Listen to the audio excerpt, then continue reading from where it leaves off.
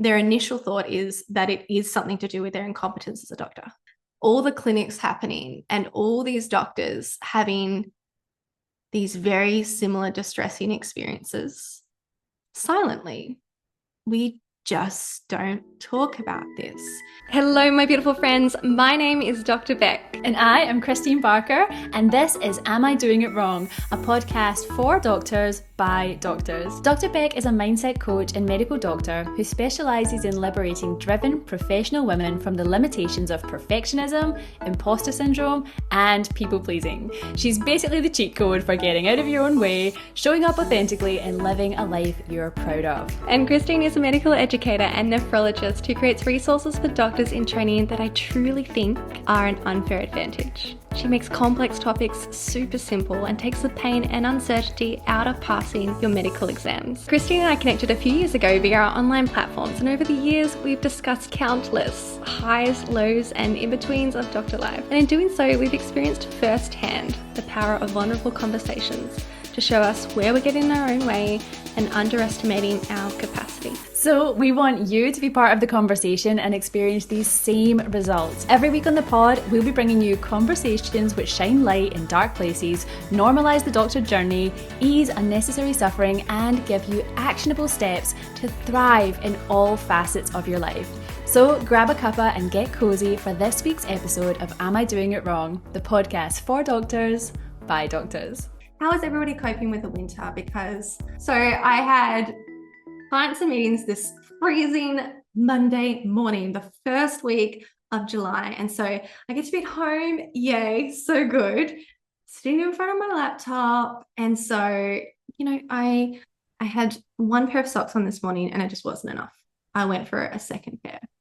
But in particular, I went for these second pair of socks because they're those like fluffy winter socks. You buy those gorgeous fluffy like slipper socks. So I had these like chunky fluffy socks on, and finished my clients, my meetings, and I raced out to get my like second coffee of the day, which is one of my greatest joys. And I rushed and put my shoes on, and out I go. And then I was walking along the path from my car in my long, big blue flare pants. I've got these like jogger, how we're allowed to wear joggers now with our professional clothes. While I was wearing my joggers, and I was like, gosh, my feet feel really like squished into these shoes. And I pulled up my blue flare pants, and then I had these big fluffy, my big bed socks on underneath. I know, imagine showing up to clinic. I'm so glad I've just gone to get a coffee. Imagine showing up to clinic in a swivel chair, crossing your legs, and then your patient and you together, sitting there looking at your fluffy bed socks. Anyway, I hope you guys are defrosting your brains better than mine before you leave the house this winter.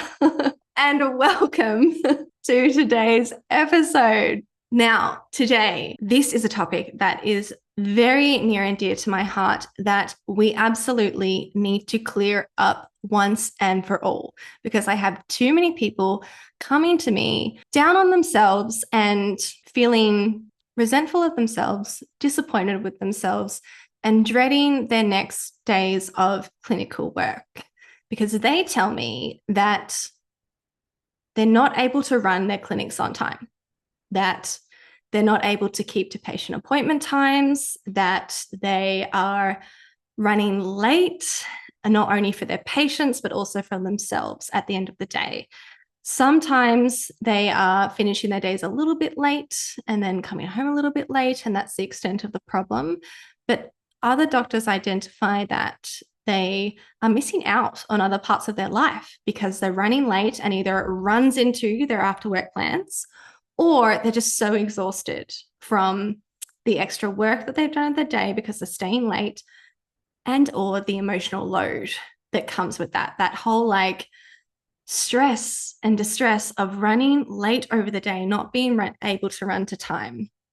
And the reason this is that we would really like to bring this to your attention today is because when doctors bring this problem, they almost always put the problem down to the wrong source of the problem. They want to tell me that they run late in clinic because they're just not a good doctor because they're not efficient in their work and because they are perhaps not smart enough, need to upskill, need to get smarter, and then that is what is going to create their newfound efficiency. And that's what's going to help them keep to time and then leave the clinic or hospital on time.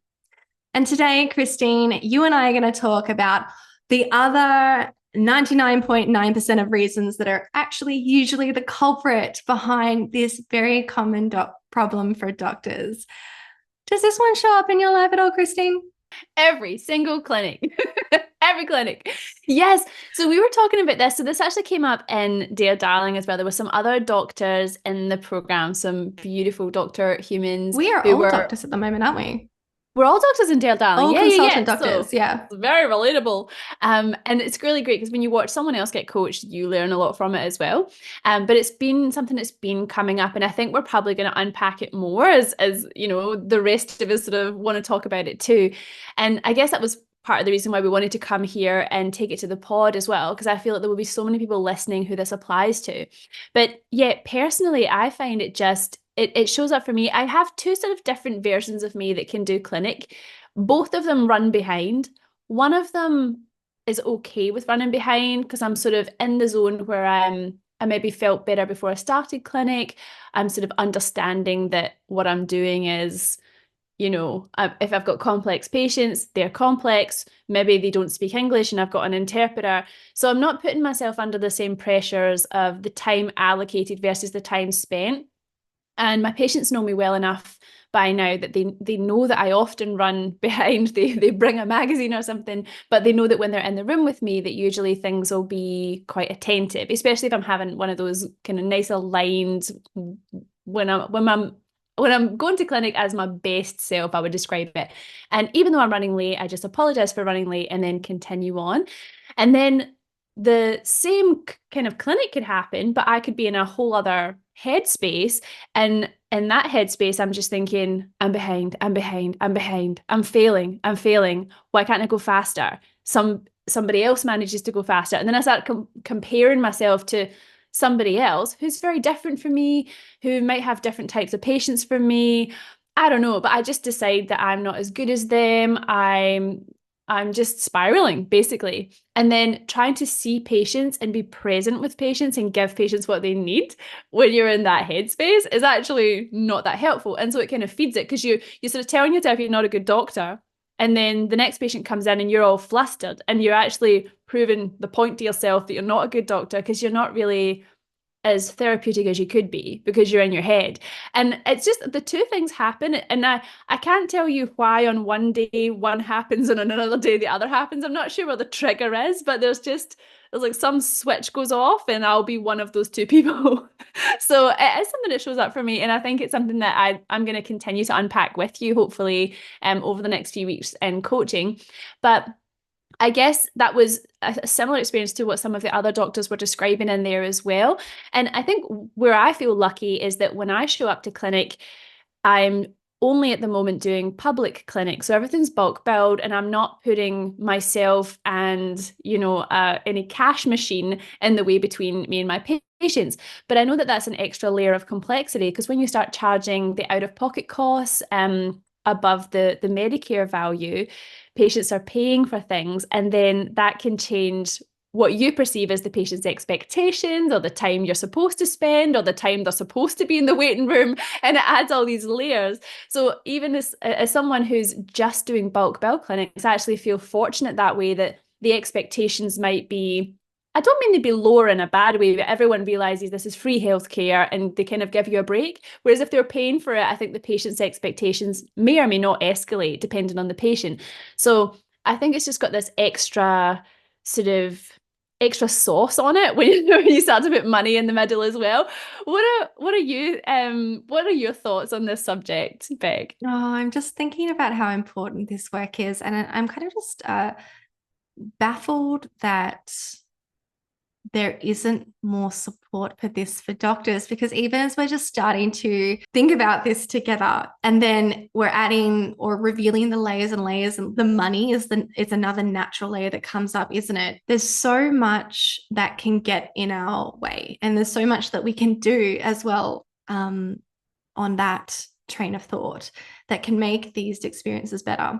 And if anything, I'm just really thinking about at the moment how, when I was a registrar in clinic, I used to have this experience all the time. And I don't think I ever said to a colleague, for whatever reason, I'd never mentioned that this was my experience to anybody.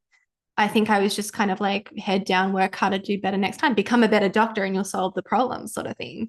And I'm just thinking about how, you've got this room of clinics and all these different doctors at any time.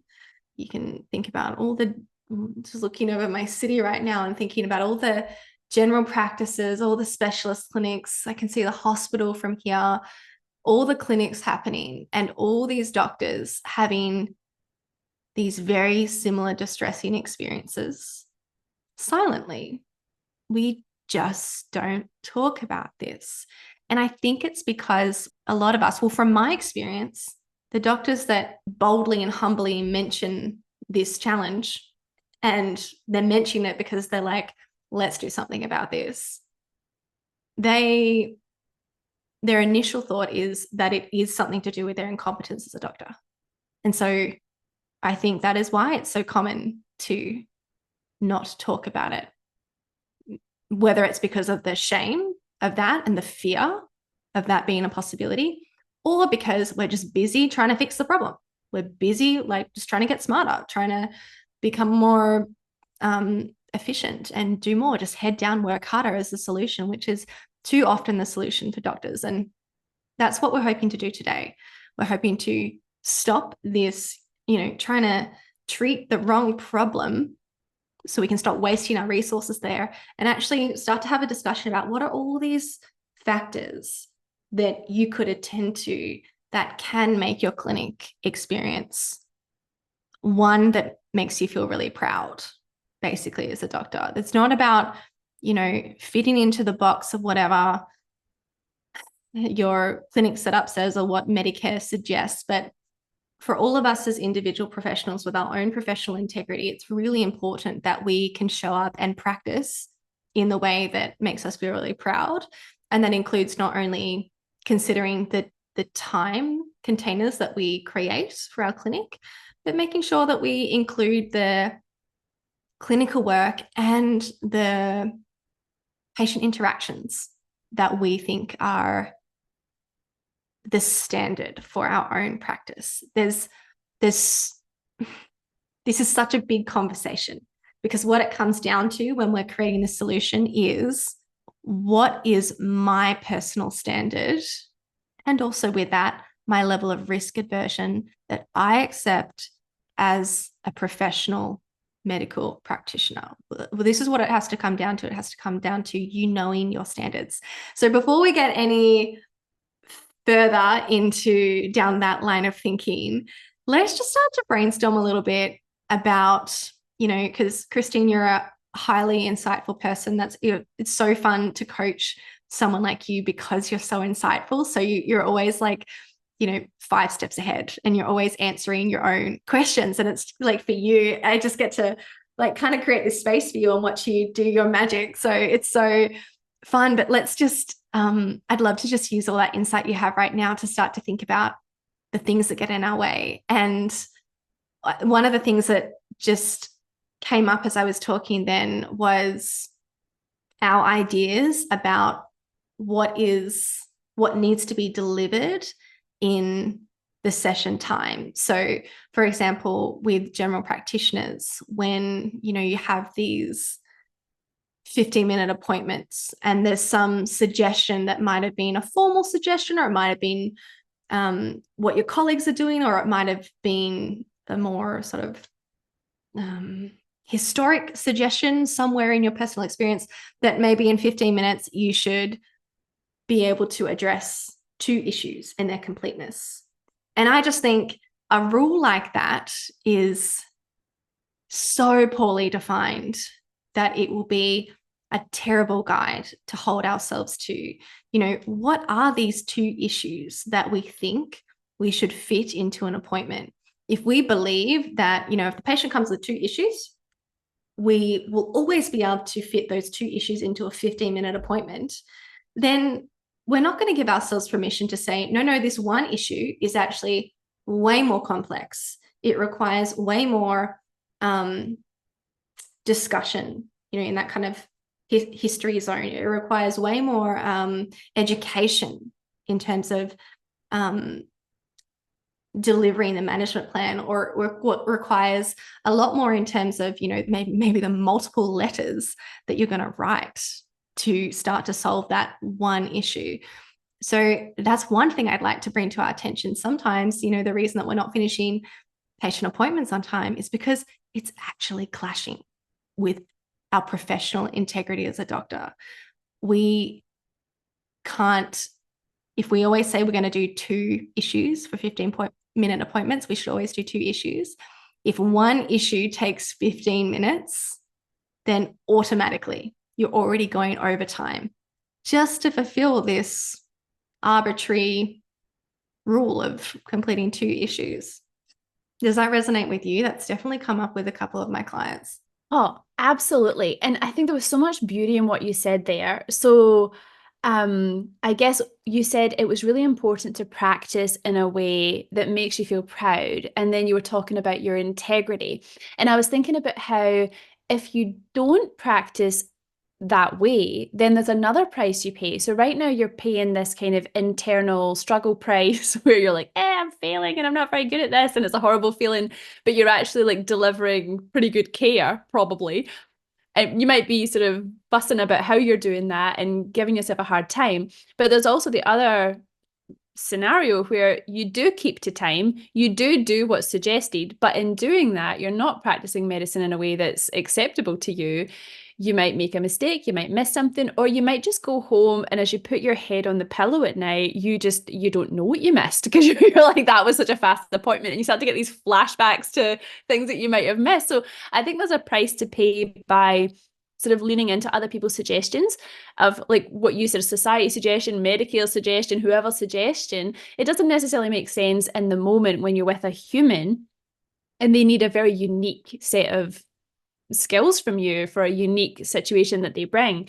But the other thing that I think is really interesting is apart from the suggested norms and the suggested expectations, is the transparency of it. So for example, there are some clinics that I go to where they're pretty full on, like you're back to back, you're booked, and you're going to be seeing a lot of patients that day. And I know myself that there are other doctors in the same clinics as me who prepare notes. And the reason I know that is because maybe if I pick up one of their patients, I'll see, they've got notes and they've not been seen yet. So I know that some people are actually preparing ahead of time so that they can keep to time. But for me, that you end up doing the clinic twice and then they might not come. And then if I do that with too many patients, I might get some of the patients' details cross-wired and mixed up. It's just the way my brain works. So I quite like to, even though I'm running behind, I think I still work better when I just show up and do my clinic, and maybe even a few minutes early so I can get a head start, but show up, do my clinic and do one patient at a time and focus on them so that I don't get things all tangled. But I guess the only reason I say that is not to criticize anyone else, or I guess you have to know how you want to work, but it's not real. Like you think, oh, they're going so much faster than me, but they might have pre-read, they might have sorted themselves out in some way. So you can't really compare apples to oranges. And I just wanted to make that sort of point as well, because I think that's one of the ways we get in our way. Yeah, comparison, I think, is another. We can take more examples from comparison as one of the causes of these problems. And you've just highlighted how these comparisons can be false, comparing apples to oranges. You know, you believe that you're running, you're running behind, and you believe the reason is because you're not as efficient of a doctor. And you believe that because it looks like all of your other colleagues are dealing with patients a lot faster than you. And not only are there the intricacies of obviously the level of care given and whatever the patient intricacies are, but as you said, the doctor can be, unbeknownst to you, doing extra preparation that makes them more efficient. I had a client in America, and she was new to this practice. She was a primary care physician there. And with this new position, she was taking on a lot of new patients. And so the type of appointment that she was doing was this beautiful, comprehensive new patient onboarding system that the practice liked to do. And these were very long appointments. And she was, at the time, we were working together to help her advocate for having more telehealth time, more time at home, as opposed to the clinic at first was like, no, you must come in every day. We're not doing telehealth. And then she worked with the clinic through this, and she learned their reasons. And then she compensated for those reasons in different ways. And she showed them over time why those reasons weren't relevant, and why, in fact, she could work from home in telehealth and be just as even more valuable to the practice that way. So that's why this was happening. And she pointed out that the types of appointments that she was doing couldn't be compared to the norms for the other doctors, because she had a different type of patient here.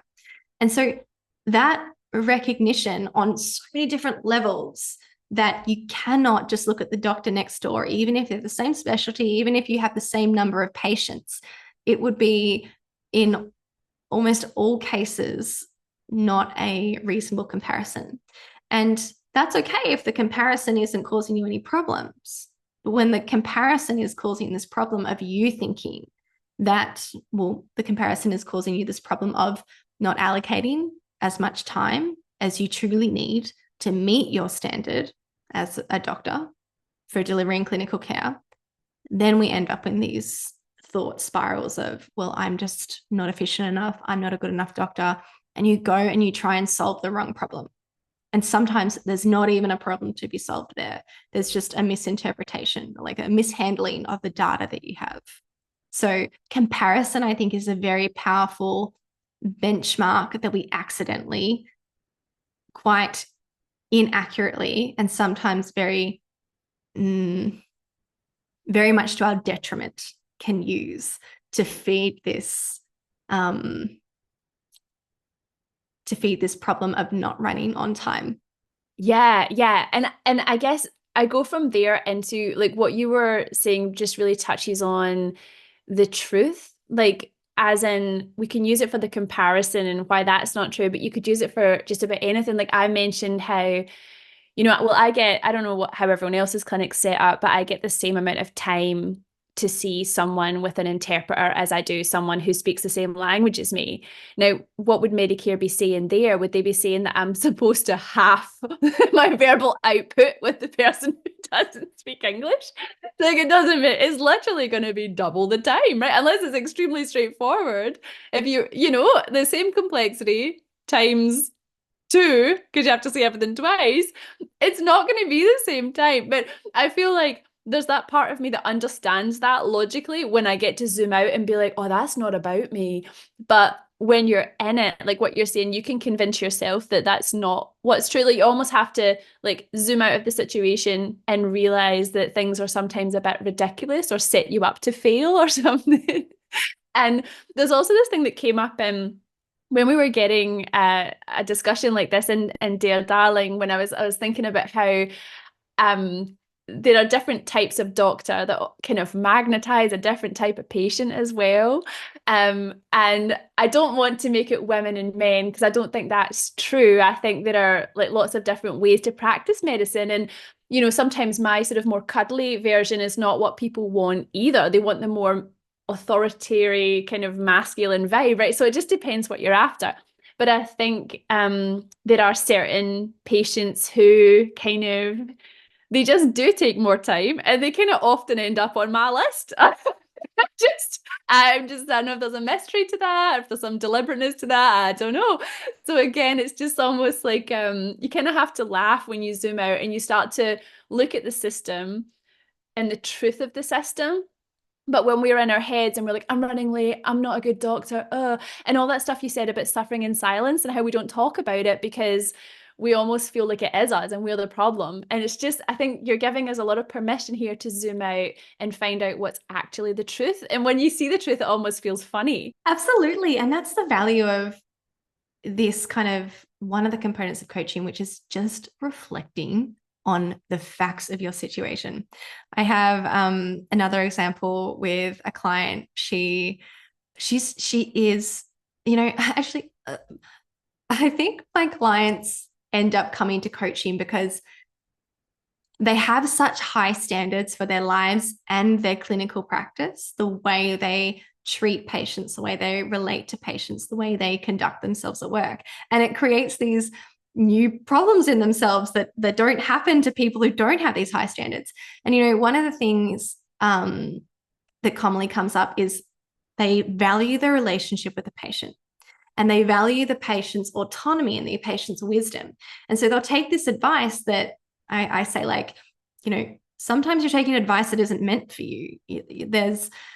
There's commonly this advice to my clients. My clients receive this advice and they take it to heart, which is stuff like, the patients don't feel heard. You need to spend more time building rapport with the patients. You need to let them, this is a collaborative experience with the patient. So you need to allow them to tell you what's important and let them, set an agenda too for the consultation, which of course is true. It absolutely is always true. It should always be true that any doctor-patient appointment is a collaboration. Absolutely. But this advice isn't for my clients. They do this naturally. They have this internal drive to let the patient drive, to let the patient have the autonomy, to listen to what is most important to the patient. Then they hear this advice about how this is done so poorly, right? Or maybe one of the patients is unhappy with one interaction or something like that. And then they'll double down and they'll give the patient even more authority or ability to drive the consultation, even more time to just build rapport when they've already ticked that box. But anything other than that to them, they can easily believe is rude, is, commonly the term of like cutting off the patient seems like the worst thing you could do in the world. And it's like this kind of distorted view of ourselves and how good or bad we are at building rapport and respecting the patient. It's just not a problem that my clients have. And I know that by the way they talk about the patient. I hear their thoughts about the patient, their beliefs about the patient, and I hear how much they respect and value their patients. They're not the ones who should be taking this advice to spend more time. So I've had to do work with clients to just, be willing to turn away from the patient and write notes at the same time, because to them, their version of respecting the patient and being the most patient-centered is maintaining like a full open body language with them. And this kind of stuff is beautiful in an ideal world, but we do not live in an ideal world. And we cannot maintain our lives as doctors if we don't make money. And these same people often don't want to charge their patients money. So they can only, the majority of their money comes from Medicare, this very reductive Medicare system, which certainly does not, allow the doctor to bill for this beautiful, trusting, respectful, rapport building and relationship building with the patient. So looking at the way we judge when we're being rude or too authoritarian with the patient, when we judge that we're not letting the patient bring up what's important to them. When we make these judgments about ourselves, these are one of the things that I also see being the cause of the appointments running over time. And there's so much for us to clean up in terms of the decisions that we make, the permission that we give ourselves, and the role that we want to take with our patients. There's so much room to do work on what's in your integrity in terms of how you show up, in terms of relating to the patient that way. This is so good. And I was just laughing there because I was like, do you know how many years it took me to be able to cut off a patient in a natural way? I'm sure I was a consultant for more than 2 years, 3 years or something before I like found my best way. Because I feel like everyone else told me, like what you say, some advice is just not for you. So I had this really bad, this is a bit of a tangent, but I was going to share anyway. But I had this really bad experience where, people were sort of saying, oh, you just tell the patient this is a 15-minute appointment. And I was like, okay, I'm gonna try that. And it didn't sound natural coming from me, but also, I don't know, whenever I tell a patient this is a 50-minute appointment, I've only done it like once or maybe twice because it was such an epic fail. It's like they take that, they get irritated by the notion of it, and then they take 45 minutes extra. It's something I get punished for saying that in real life. But then I found this magical way to do it that's so authentic, and it's just it's like maybe not so much for cutting patients off. Obviously, you can just say, "Oh, can I just, ask you a few questions about this?" That's a wee bit easier now. But I'm talking about when you're wrapping up the clinic appointment and they just want to talk about a wee story. And so my more recent thing, and I teach this to people in my courses because I think it's really helpful, is to just validate the patient and say, "Listen, I'm actually really enjoying this conversation with you, but I've got so many people to see and I better get some work done. We should pick this up next time I see you," or something like that, like to that effect, something authentic and loving, but also they totally understand that you've got other patients to see, like they do. But it's just, I guess, making them feel seen and heard. The thing about telling them they're in a 50-minute appointment drives patients nuts as far as I'm concerned. I would never recommend it to anyone, but if it works for you, wonderful. So I love that. I loved how you were saying how sometimes the advice that you get given, it just doesn't suit you. It's not gonna work for you. So it is important to try and find your own little groove.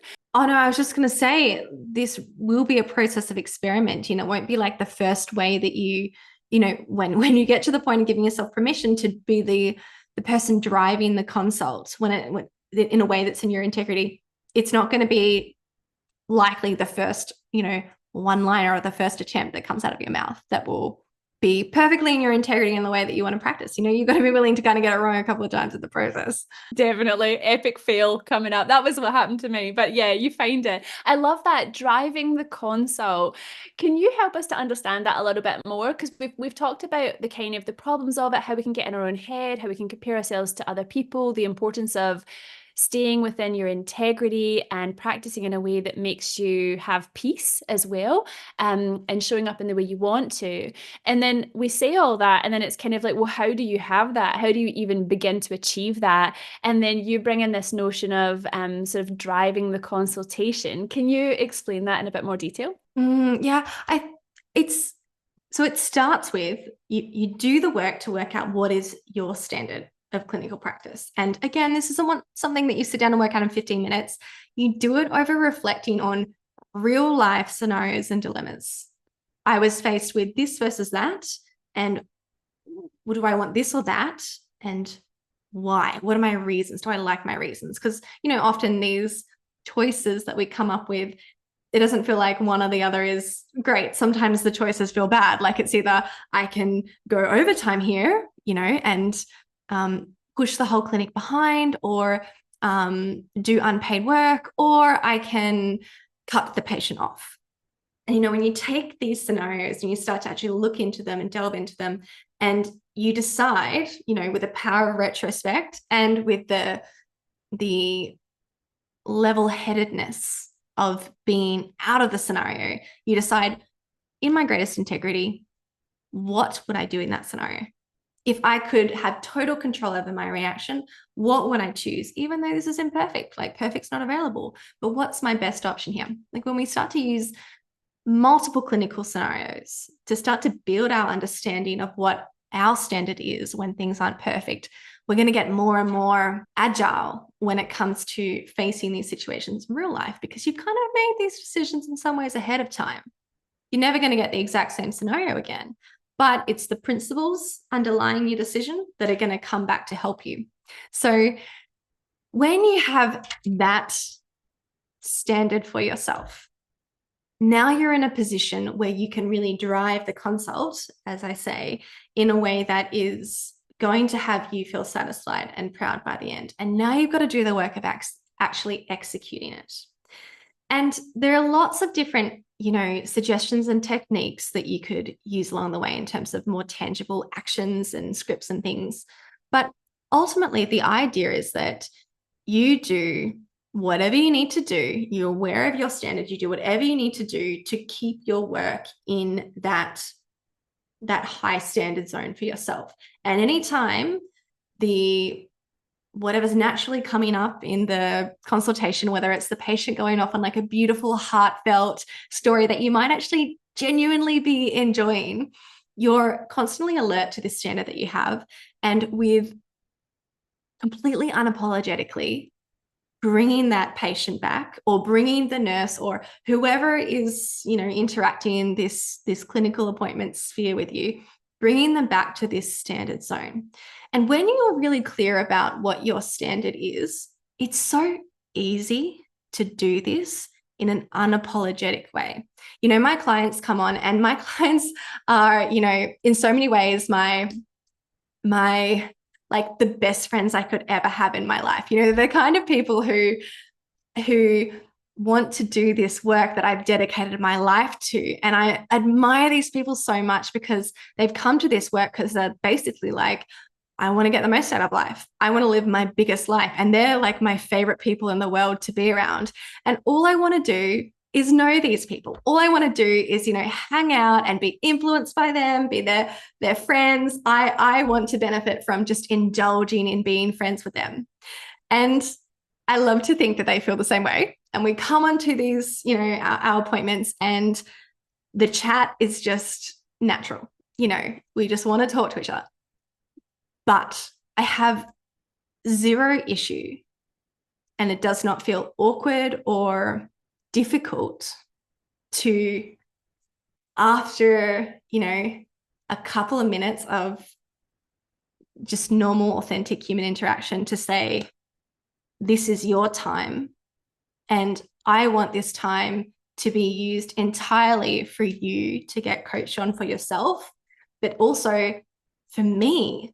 I want, like, you're a part of my mission as one of my clients to have all these examples and influences of women who are walking around as these self-governing, empowered, powerful examples of how coaching can totally change not only one person's lives, but all the dominoes of that. That's my mission. So I'm also invested in using this time with them to transform them into that person. And so I have so much intrinsic motivation, both from wanting them to get the result that they came for, and from wanting them to fulfill this part of my mission. It's because it's in my integrity that I'm like, I've got no sorries to give when I say, let's get to the coaching. Let's start working. And it's the same thing with ending my appointments on time, because I don't want coaching to be something that is unpredictable or overflows into other time in their life. I want it to be this thing that is predictable and reliable, and therefore they know that it's going to take this block of time that's allocated, no more, no less, that's it. And therefore they can continue to make informed choices in their lives. This is the same mentality that I want you to uncover with yourself and your individual appointments with patients. What do you want for them? What do you want for yourself? What is your mission? Why are you doing this work? Why are you working as a doctor? And connect that, because that's so motivating. Connect that to each individual appointment. Why you are on task during the appointment, why you include this much rapport, and also why you end the appointments on time. Because if you're just thinking, it's just because I'd like to, leave clinic on time, I don't want to be driving home in the traffic, or that's not a compelling reason. But if you are intrinsically motivated because you have a mission in life, you have integrity about your work, and you're so proud of that, and you feel so amazing when you hit that integrity, it's so easy to execute that standard. Wow, you've blown my mind. I love that. Getting clear on your standards basically means that you will be unapologetic. and I've got no sorries to give. Once you get into that, I love that. I've got no sorries to give.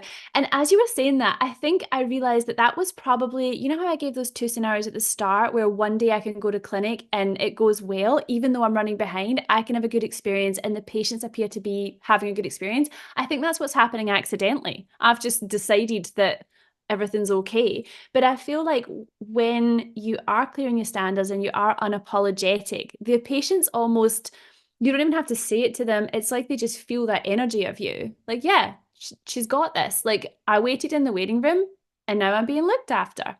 And everyone else got looked after and I'm going to go home. And it's like, you don't have to say a word because you've just got that energy about you, as opposed to the more flustered energy where you're giving them the impression that something's wrong and you're you're not keeping up, and it invites them to criticize you in some way, even if it's just in their head. Like, that is like just being so strong in your river. I just love that so much. And I mean, personally, I feel like all I do is talk about Dear Darling since it's open, but I'm just genuinely, we're covering this in Dear Darling at the moment, and I can't wait to evolve into this a bit more with you in the coming weeks. So if anyone's listening and you want to come to Dear Darling and work on this, like that seems to be the theme of the month, doesn't it, Beck? Not by Beck's choice, it's everyone in there is like, oh my God, this is great. But also I hope that by listening to this, everyone has benefited. I'm sure that we can all see ourselves in this story in some way or another. And even if it's not in clinic, it might be on the wards, it might be somewhere else in your life that you're showing up like this. And I think that is just the perfect sum up, is just get real clear in your standards so that you can be unapologetic and just show up in your mission and your integrity. And it's just such a powerful, beautiful place to execute life from. Thank you so much, Beck. Oh, such a pleasure. I'm so glad we got a chance to talk about that message, because it really is life-changing. It will help you in so many places where you feel like you're driven by obligation or a sense of needing that external validation, that positive reinforcement. When you have that clear standard and mission in your life, you don't have to have a business to have a mission. You know, we all have a reason why we became doctors. You have a reason why you keep showing up to clinical work. And it's not some superficial practical reason. There are a zillion other jobs you could do. There are all these other ways you could make money. You know, find your reason and don't let these outside sources, Medicare or, you know, false comparisons of other people, dictate your standard. You write your standard by yourself. If you try and take somebody else's standard, it's not going to compel you.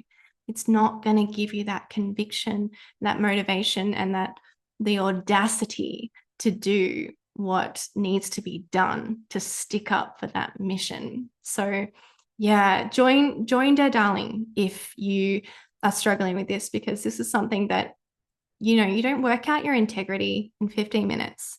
You do it, as we were saying before, by looking at real life scenarios, looking at when push comes to shove, what do I pick? When it's not easy, when I don't have a choice, like when, you know, people write down compassion as a value, but, you know, in that moment when you can't simply select compassion, but it's competing with something else, or when that's not available to you in that moment, what do you pick? These harder questions.